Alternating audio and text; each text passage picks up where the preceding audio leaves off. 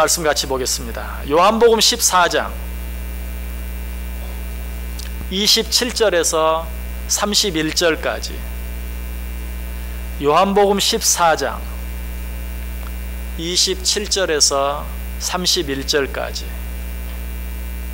한 절씩 교독하겠습니다. 제가 먼저 27절 읽습니다. 평안을 너희에게 끼치노니 곧 나의 평안을 너희에게 주노라. 내가 너희에게 주는 것은 세상이 주는 것과 같지 아니하니라. 너희는 마음에 근심하지도 말고 두려워하지도 말라.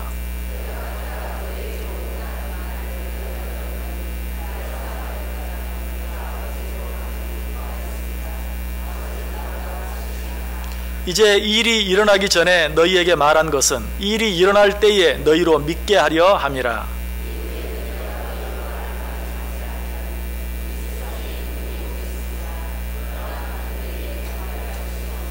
같이 읽습니다. 오직 내가 아버지를 사랑하는 것과 아버지께서 명하신 대로 행하는 것을 세상이 알게 하려 함이로다. 일어나라, 여기를 떠나자 하시니라. 아멘. 자, 우리 옆에 있는 분들과 한번 인사하겠습니다. 명절 잘 보내셨습니까? 그리고 한 번 더 인사해 볼까요? 오늘 아침 식사 하셨습니까?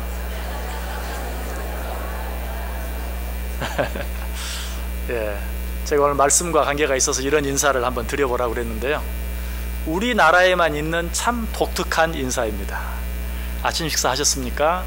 점심 식사 하셨나요? 저녁 드셨어요? 만나면 이렇게 인사하는. 언젠가 외국에 있는 분이 한국에 왔어요. 그래서 저를 만났는데 저에게 심각하게 이렇게 말해요. 사람들이 나만 보면 자꾸 밥 먹었냐고 물어보는데 왜 그러냐? 내가 밥도 못 먹게 그렇게 생겼냐? 하면서 왜 사람들이 나만 보면 밥 먹었냐고 자꾸 물어보느냐라고 물어보더라고요. 저도 외국에 있으면서 굳이 그렇게 인사할 필요가 없는데 Did you have a breakfast? Did you have a lunch?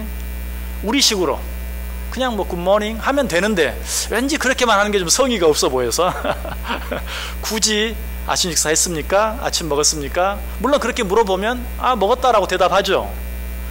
그렇지만 속으로는 좀 이상하게 생각할 거예요. 왜 자꾸 밥 먹었냐고 물어보는지.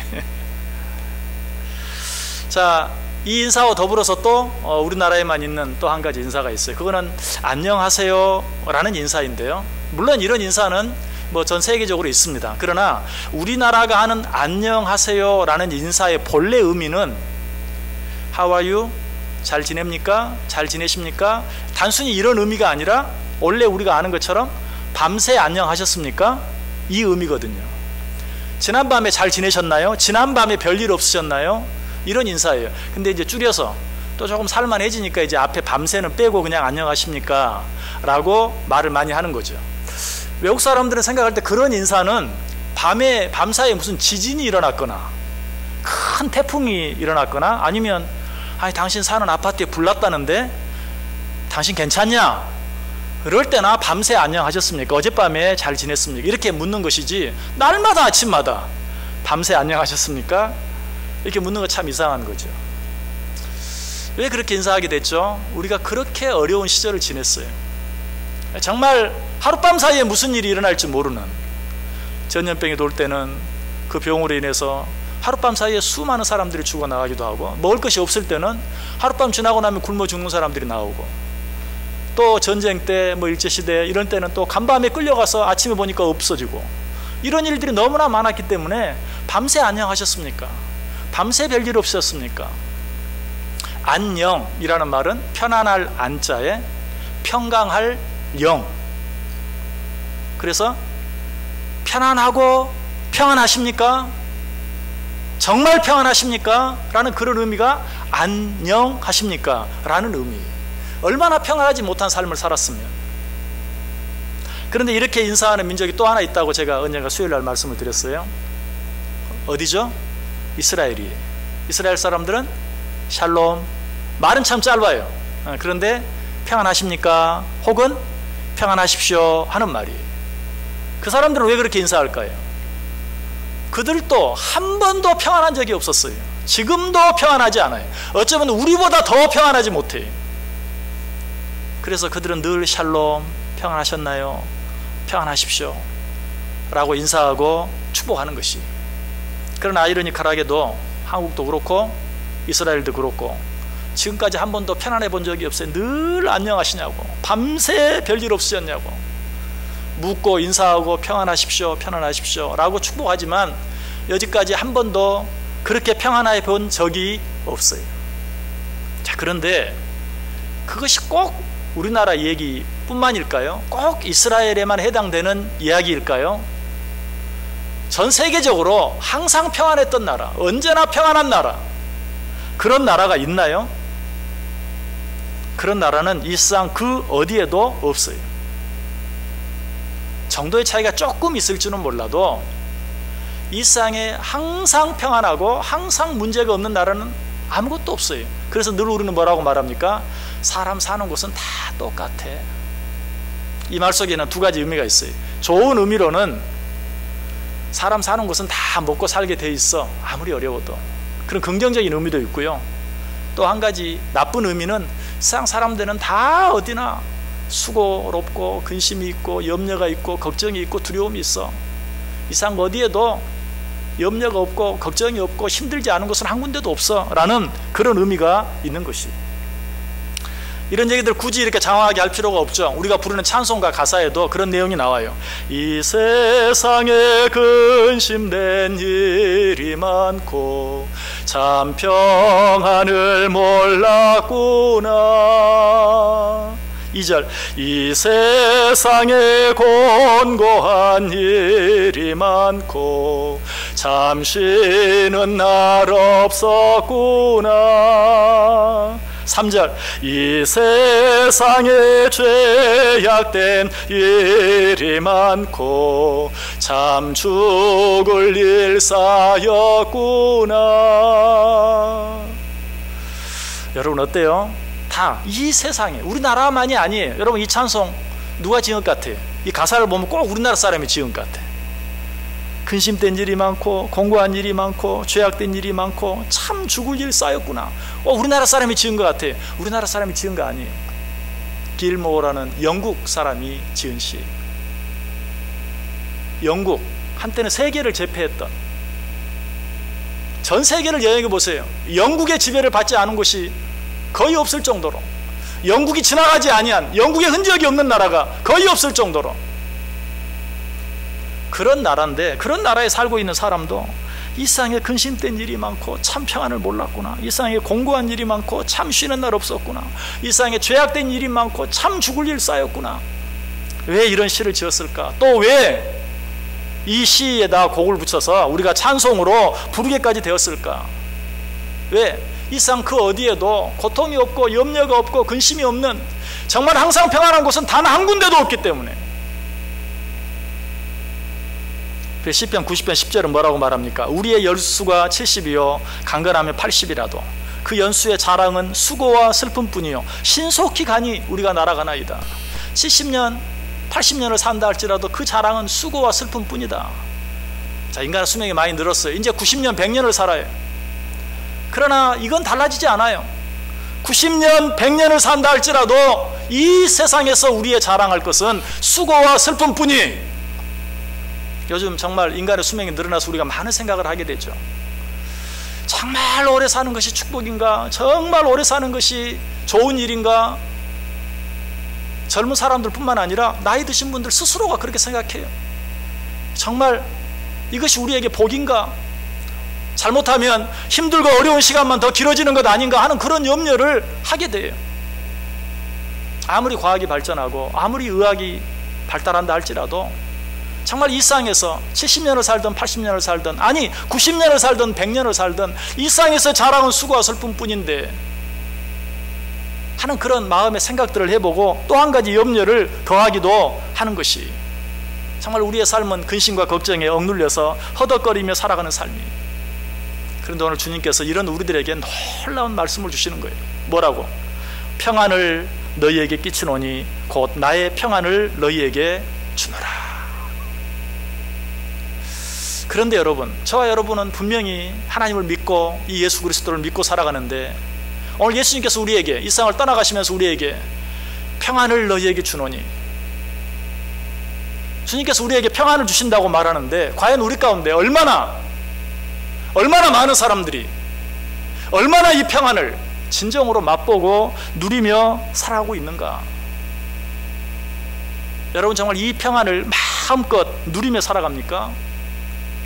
그렇다면 우리는 뭐 만날 때마다 뭐 식사하셨습니까? 밤새 안녕하셨습니까? 라고 물을 필요도 없을 것이, 여전히 예수 그리스도를 믿으면서도, 하나님을 믿으면서도 이 주님께서 우리에게 내가 너희에게 평안을 준다 라고 말씀하셨음에도 불구하고 이 평안을 누리며 살지 못하는 이유가 뭘까요? 그것은 우리가 평안에 대해서 오해하고 있기 때문에 그래요. 평안에 대해서 잘못 생각하고 있기 때문에 그래요. 어떻게 잘못 생각합니까? 편안한 것이 평안이라고 생각해요. 그래서 평안하기 위해서 좀 더 편안해지기 위해서 얼마나 애를 쓰는지 몰라요. 자, 사람들이 좀 더 많은 돈을 벌기를 원합니다. 왜 그렇습니까? 돈이 많아야 좀 더 편안하게 살 수 있고, 편안해야 평안하다고 생각하기 때문에 그래요. 그런데 정말 그런가요? 사실은 그렇지 않죠. 우리가 모두 겪어본 것처럼 돈이 없으면 불편해요. 돈이 너무 적으면 불편해요. 근데 우리가 다 경험해 보지는 못했는데 돈이 많아지면 어떻습니까? 돈이 많아도 불편해요. 우리가 직접 경험해 보지 못했다 할지라도 우리나라의 손가락 안에 드는 재벌들을 다 생각해 보세요. 이번에 다 뽑혀서 북한에까지 대통령과 함께 다녀온 분들을 한번 생각해 보세요. 그 부모들도 생각해 보고 그들 자신들도 한번 생각해 보세요. 감옥에 갔다 하지 않은 분이 거의 없고, 또 앞으로 감옥에 가게 될 확률이 아주 높은 분들도 많고, 현재 재판 중인 사람들도 많고, 적어도 저와 여러분들 가운데는 그렇진 않잖아요. 그런데 돈이 너무 많아서 그런 일들을 겪어요. 그 사람들은 내 돈이 어디에 있는지도 모르고 내 돈이 어떻게 쓰여진지도 다 모르는데 어느 날 갑자기 그게 문제가 돼서 끌려가면 갑자기 감옥에도 가게 되고 형도 살게 되고. 왜? 돈이 너무 많아서. 여러분들 표정을 보니까 난 그래도 좋아요, 그렇게 한번 많아봤으면 좋겠어요. 그것도 당해봐야 알지. 아무리 얘기해도 남의 일이에요. 그래도 없는 것보다 많은 게 좋지 않겠습니까? 그럴 수도 있어요. 돈이 실제로 우리를 어느 정도 편안하게 해주고 그로 말미암아서 어느 정도의 평안함을 누리게도 해주지만 그런 것들은 일시적인 것이, 우리가 늘 입버릇처럼 말하는 것처럼 있다가도 없고 없다가도 있는 것이 돈인 것처럼 그로 인한 편안함, 그로 인한 평안함도 있다가도 없고 없다가도 있고 그래요. 결코 오래가지 못해요. 그것으로 인하여 진정한 평안함을 느끼지 못해요. 그래서 사람들은 돈이 최고가 아닌 것 같아, 돈이 우리를 편안하게 해주지는 것 같지 않아, 돈 말고 그보다 더 나은 거 없을까? 그리고 생각한 것이 명예나 권력이, 물론 돈보다 명예나 권력을 추구하는 것이 좀 더 나은 방법인 것처럼 느껴질지도 몰라요. 그러나 이것도 우리는 역사 속에서 너무 자주 보고 있잖아요. 우리는 전직 대통령이 지금 감옥 안에 있는 참 불쌍한 민족이, 우리나라의 최고의 정점 권력에 있었던 분들이 우리는 한 번도 가보지 않은, 아니 갈 일도 없는 그런 곳에 앉아 계세요. 자, 잘하고 잘못하고 옳고 그름을 떠나서 권력이 우리를 편안하게 해주는가요? 그것이 진정으로 우리에게 평안함을 주나요? 그렇지 않아요. 명예나 권력, 그것이 높아지면 높아질수록 점점 더 불안해질 수밖에 없어요. 이건 너무 당연해요. 왜? 여러분, 산이 어떻게 생겼습니까? 산은 이렇게 생겼어요. 위에가 넓은가요? 아래가 넓은가요? 아래가 넓어요. 아래가 있을 때는 운신하기가 좋아요. 편해요. 그러나 올라가면 올라갈수록 운신의 폭이 좁아져요. 점점 불안해져요. 세상에서 가장 높다는 산들을 정복하는 등산가들을 보세요. 마지막 깃발을 어디에 꽂습니까? 자기 혼자 올라가서 앉아 있을 수도 없는 곳에 가까스로 올라가서 깃발 하나를 꼽아요. 운 좋으면 깃발 뽑고 내려오다 죽기도 하고, 운 안 나쁜 사람은 올라가다 죽기도 하고. 올라가면 올라갈수록, 산만 그런가요? 높은 빌딩 보세요. 롯데타워, 저는 아직 올라가 보지도 못했지만 어쨌든 아래에서 봤어요. 위가 어때요? 이렇게 뾰족하잖아요. 올라갈수록 뾰족해질 수밖에 없어요. 세계에서 가장 높다는 빌딩 다 보세요. 아래가 좁고 위가 넓은 빌딩 봤나요? 그렇게 지을 수 없어요. 높으면 높을수록, 위로 올라갈수록 좁아져요. 점점 좁아져요. 명예나 권력도 마찬가지. 높아지면 높아질수록 운신의 폭이 좁아지고 불편해지고 힘들어져요. 그럴 수밖에 없어요.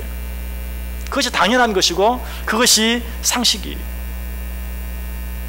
그래서 사람들은 명예도 아닌가, 권력도 아닌가, 그렇다면 무엇이 우리를 진정으로 평안하게 해줄까? 맞다, 지식이다. 아는 것이 힘이라고 하지 않았는가? 많이 알면 그것이 우리를 편안하게 해주고, 또 이것은 돈이나 명예나 권력과 달라서 내 머릿속에 있는 것이고 누구도 빼앗아갈 수 없는 것이다. 지식이 최고다라고 생각하고 더 하나라도 많이 알기 위해서 애를 쓰는 사람들이 있어요. 이것도 역시 돈보다 명예나 권력을 추구하는 게 좀 더 나을지 모르고, 명예나 권력을 추구하는 것보다 지식을 추구하는 것이 좀 더 나을지 모르지만, 그것이 우리를 편안하게 해주고 그것이 우리를 평안하게 해줄 것이라는 생각은 잘못된 생각이. 자, 인생을 많이 사신 여러분이 평안합니까? 여러분의 자녀나 여러분의 손자, 손녀가 편안합니까? 누가 편안해요?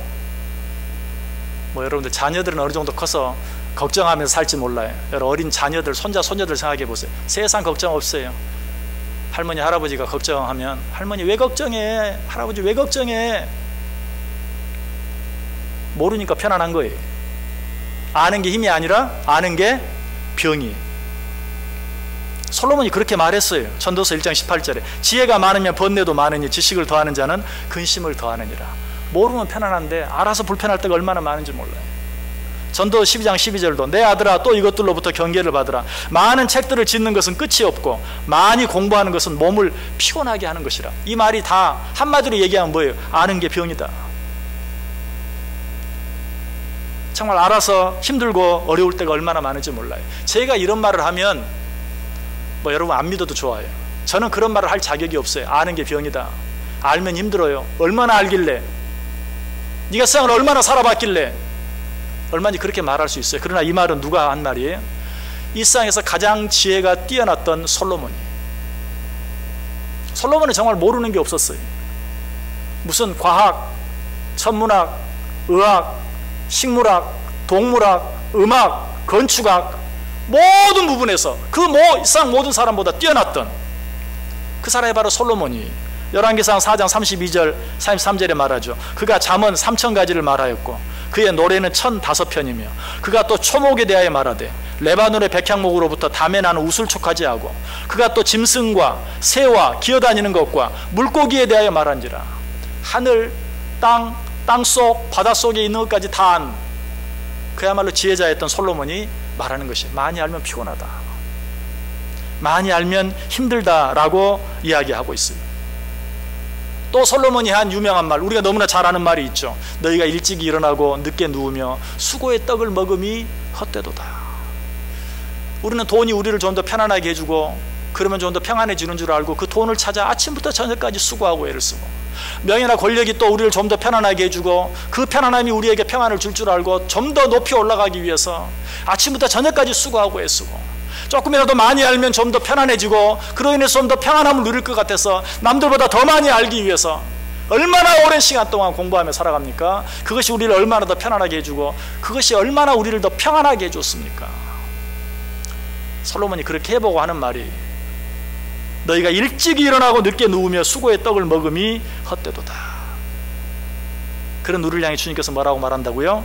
평안을 너희에게 끼치노니 곧 나의 평안을 너희에게 주노라. 근데 여러분 이 말을 들어도 아무 감동이 없으신 것 같아. 뭐 그냥 다른 모든 일도 그랬던 것처럼 안 속습니다 그러는 것 같아요. 우리 주님도 아마 어쩌면 그런 우리의 마음, 정말 세상에 찌들어서 이제는 더 이상 뭐 특별한 것을 기대하지도 않고 그냥 적당히 이대로 살다 죽겠습니다 하는 우리들의 마음을 아셨던 것 같아요. 그래서 그 뒤에 뭐라고 말해요? 내가 너희에게 주는 것은 세상이 주는 것과 같지 아니하니라. 너희는 마음에 근심하지도 말고 두려워하지도 말라. 내가 너희에게 평안을 주노라. 반응이 없어. 그래서 예수님이 뭐라고 말해요? 내가 너희에게 주는 평안은 세상이 주는 것과 같지 않아. 그것과는 정말 다른 거야. 잠깐 평안하다가 잠깐 평안한 것 같았는데 그것이 오히려 내게 더 큰 불편이 되고 불행이 되는 그런 것과는 다르다고 우리에게 말하고 있습니다. 자, 주님께서 우리에게 주시겠다고 약속한 평안은 어떤 평안입니까? 로마서 14장 17절에 말해요. 하나님의 나라는 먹는 것과 마시는 것이 아니라 오직 성령 안에 있는 의와 평강과 희락이라. 내가 너희에게 주는 평안은 세상이 주는 그 어떤 것과 같은 것이 아니라 돈이나 명예나 권력이나 또 지식이 주는 그런 것과는 다른 것이다. 내가 너희에게 주는 평안은 성령 안에서 의와 평강과 희락이다. 다른 말로 하면 너희들이 성령과 함께 있을 때, 너희들이 성령과 동행할 때, 너희들이 성령의 인도하심을 받을 때, 너희들이 성령이 가르쳐 주시는 대로 순종할 때 누릴 수 있는 진정한 평안이다 라고 말하고 있어요. 그래서 오늘 본문 바로 앞에 우리가 2주 전에 생각했던 보혜사 성령에 대해서 말씀하는 것이 내가 너희들을 떠나갈 것이다. 그러나 내가 너희들을 떠나가는 것이 유익이다. 왜? 나는 육신으로 이 세상에 와서 너희들과 항상 함께 할 수 없지만 이제 내 뒤에 보혜사 성령이 너희에게 올 터인데 보혜사 성령이 오면 너희와 항상 함께 있을 것이다. 그래서 모든 것을 생각나게 하고 모든 것을 가르쳐 줄 것이다. 그 성령과 함께 하기만 하면 수고와 슬픔뿐인 세상이지만 너희가 그 세상에서 평안하게 살게 될 것이다 라고 말씀하고 있어요.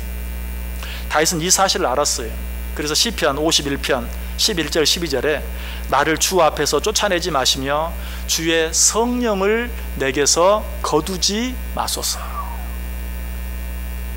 성령이 나를 떠나가지만 아니하면, 성령이 내 안에 계시기만 하면, 내가 성령 안에 거하기만 하면, 내 안에 성령 충만하기만 하면 자기 힘과 노력, 자기가 가진 재력, 자기가 가진 권력, 자기가 가진 지식, 그 어떤 것으로도 살 수 없는 평안함을 누릴 수 있다는 사실을 그는 알았어요. 그래서 주여 내게서 성령을 거두어 가지 마소서.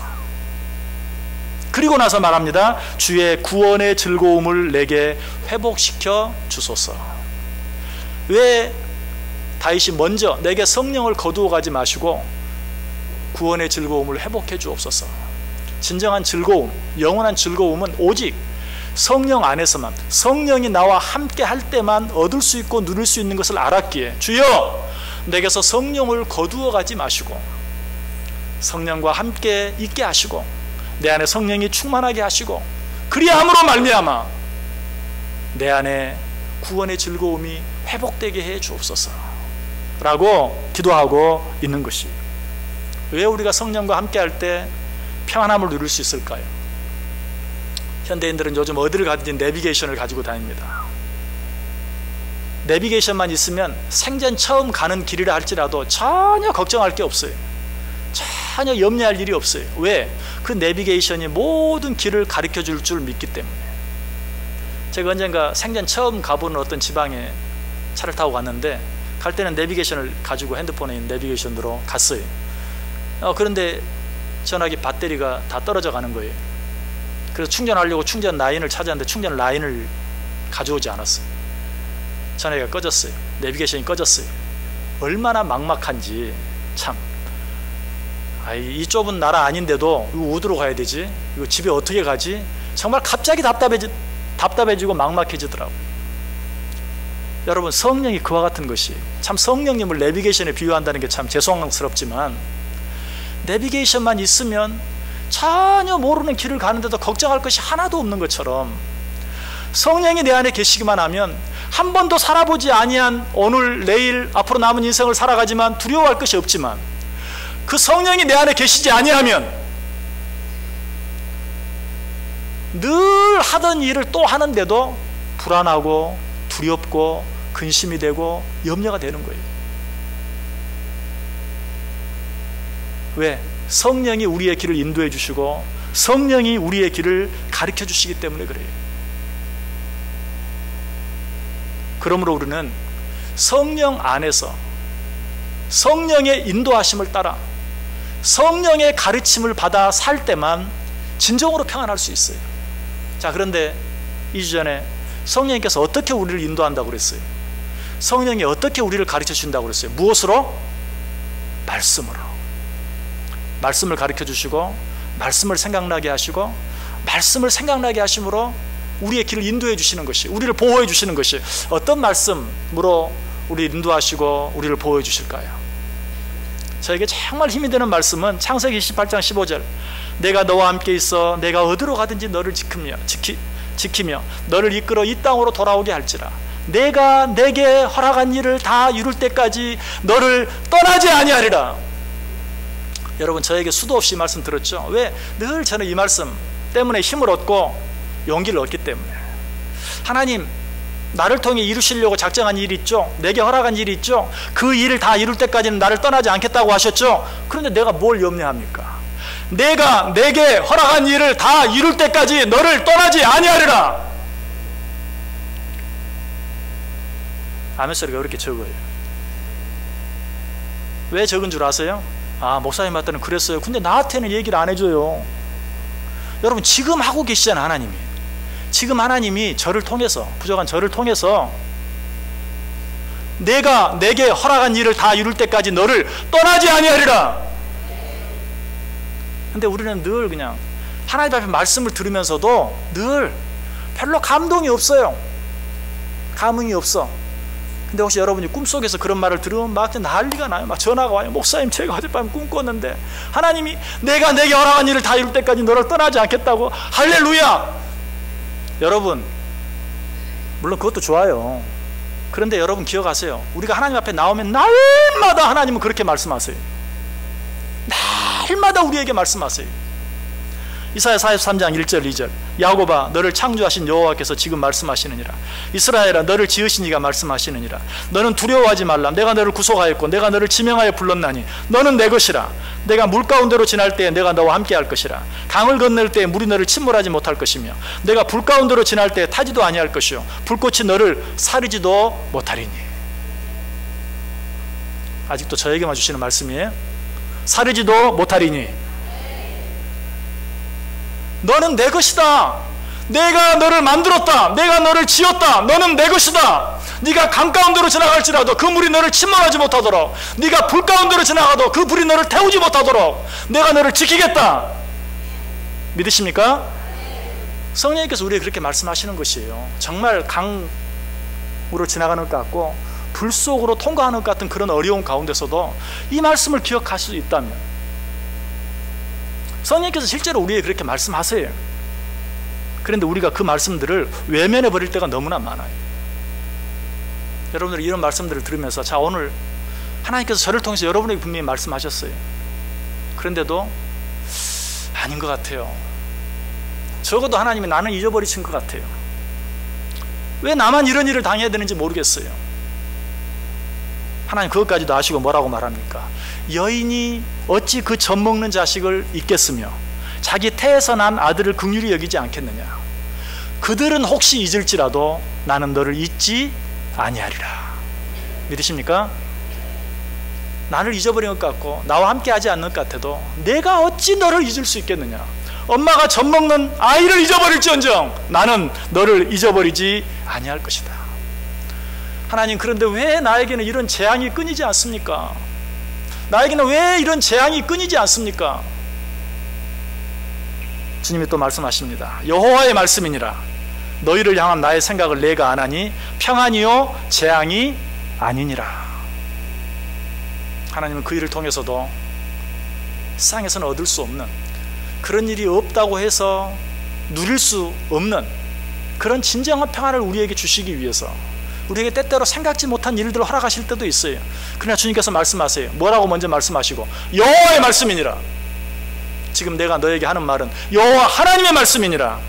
너희를 향한 나의 생각은 내가 안다. 네가 아는 게 아니다. 너희를 향한 나의 생각은 내가 안다.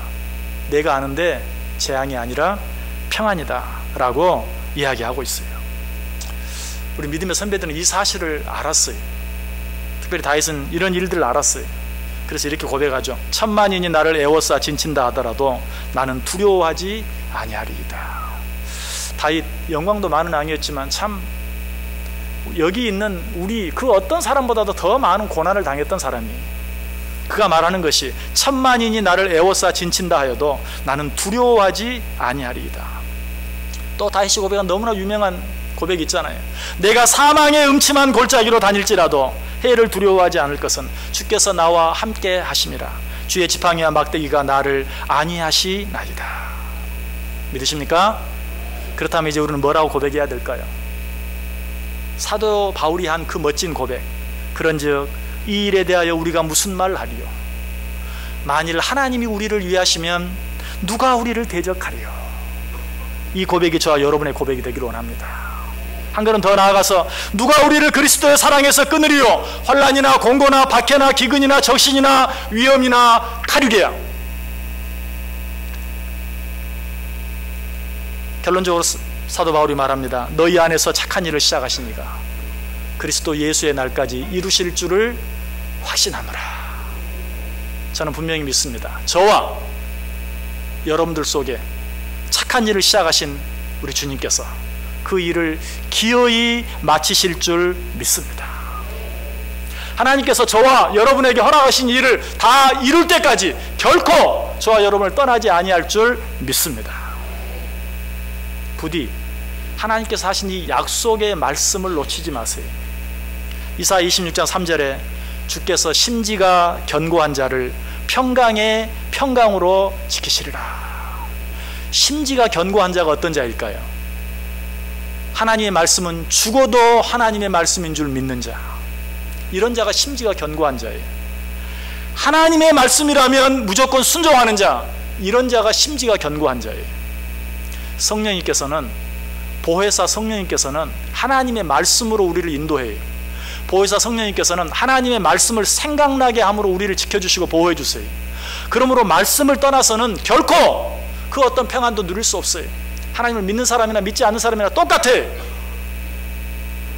하나님 우리에게 주시는 평안은 성령 안에서 주시는 의와 평강과 희락이, 다른 말로 하면 말씀 안에서. 여러분, 이 하나님의 말씀 붙들고 사실 수 있기를 바랍니다. 사도 바울이 우리에게 또 말하죠. 술 취하지 말라. 이는 방탕한 것이니 오직 성령의 충만을 받으라. 사람이 왜 술 취하는 줄 아세요? 모르세요? 술 안 마셔보셨어요? 사람들이 왜 술을 마시고 왜 술에 취합니까? 평안하기 위해서 그래요. 염려와 걱정과 근심이 있을 때 술을 마셔요. 두려움이 있을 때 술을 마셔요. 그리고 실제로 평안을 얻어요. 언제까지? 그 술이 깰 때까지. 세상에 무서운 것이 너무나 많은, 너무나 약하고 부족한 사람도 술만 먹으면 다 나오라 그래! 두려움이 없어져요. 언제까지? 술 깰 때까지. 그래서 술을 먹고 잠시 평안함을 얻으려고 하는 거예요. 그래서 성령 충만을 받으라는 말 앞에 술 취하지 말라는 말을 해요. 너희들 평안을 얻으려고 술 취하지, 즐거움을 얻으려고, 기쁨을 얻으려고, 평안하려고 술 취하지, 잠깐뿐이야. 다 가짜야. 다 거짓이야. 그러니 성령 술 취하지 말고 성령 충만을 받아라. 성령 충만을 받으면 그 안에서 네가 얻고 누리는 평안이야말로 진정한 평안, 누구도 빼앗아갈 수 없는 평안이다. 성령 충만함으로 그 평안을 누리라. 어떻게 성령 충만할 수 있어요? 말씀에 창념함으로. 하나님의 말씀을 늘 가까이 하고 사랑하고 그 말씀대로 행하며 살기 위해서. 하나님의 말씀은 끝까지 하나님의 말씀, 오직 하나님의 말씀 붙들고 살아갈 때 우리는 성령의 인도하심을 받고 성령의 보호하심을 받고 성령 충만함을 얻고, 그로 말미암아 이 세상 그 어디에서도 얻을 수 없는, 주님께서 오늘 약속하신, 내가 주는 것은 세상이 주는 것과 같지 아니하니라 라고 말씀하신 그 놀라운 평안을 날마다 누리며 살 수 있는 것이, 그 평안이 저와 여러분 가운데 넘칠 수 있기를 주님의 이름으로 간절히 축원합니다. 기도합니다. 하나님 감사합니다. 다시 한번 말씀해 주시니 감사합니다. 우리에게 세상 사람들은 알지도 못하는 평안이 넘치게 하여 주옵소서. 성령 충만함으로 그런 평안이 날마다 넘쳐나게 하여 주옵소서. 늘 주의 말씀 가까이 하고 늘 주의 말씀에 창념할 때 성령님께서 말씀을 통해 인도해 주시는, 성령님께서 그 말씀을 통해 우리를 지켜주시고 보호해 주시는 그 은혜를 경험하게 하시고, 그 은혜 가운데 날마다 평안하고 기쁘고 즐겁고 행복한 삶을 살아가는 우리 모두 되게 해 주옵소서. 예수님의 이름으로 기도드리옵나이다. 아멘. 우리 다 자리에서 일어나셔서